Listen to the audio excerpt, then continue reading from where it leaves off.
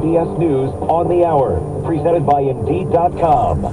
I'm Peter King in Orlando. The cheers were huge, as was the day on Wall Street after an unexpectedly good jobs report. CBS's Jason Brooks. Investors were in a good mood as Wall Street rallied higher, with the Dow enjoying its best day of 2023. 339,000 jobs were added to the economy in May, blowing away expectations. But the unemployment rate rose to 3.7%, and wage growth slowed down, tamping worries over the Fed's reaction to the strong job growth. The Dow surged higher by 701 points to 33,762, and the Nasdaq gained 140. Wall Street's big day comes just ahead of President Biden's national address on the budget bill he'll sign tomorrow. CBS's Stephen Portnoy. It'll be President Biden's first Oval Office address. He chose the Oval because this was the gravity of the situation of what could have happened. Press Secretary Karine Jean-Pierre says Mr. Biden wanted to speak from the august setting to herald a bipartisan achievement that averted a financial catastrophe. But Fitch Ratings calls the deficit reduction measures in the debt bill modest, as it warns that increased political polarization in the U.S. could still lead to a downgrade of the country's credit rating. Stephen Portnoy, CBS News, the White House. The Justice Department says it won't prosecute former Vice President Mike Pence for holding on to classified documents after he left office. Pence is about to run for president.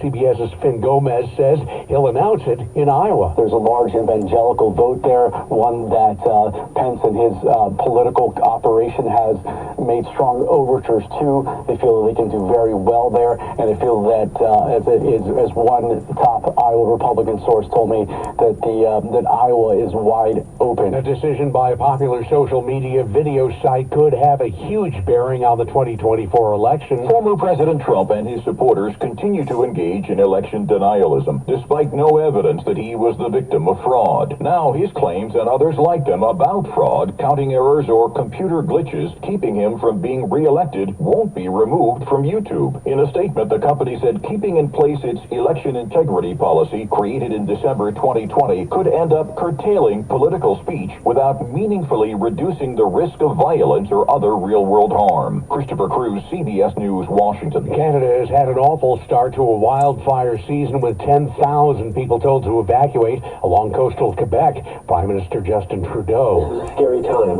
for a lot of people from coast to coast to coast. And on the second day of Atlantic hurricane season, Tropical Storm Arlene has formed in the Gulf.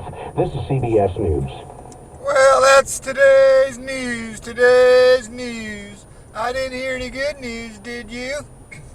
I didn't think so. I guess it's all about perspective. The glass is half full. Well, as always, I want to thank you again for coming along with me on these Dash Cam News adventures. You know the drill. Peace, love, and all that hippie jazz. Bye-bye, everybody.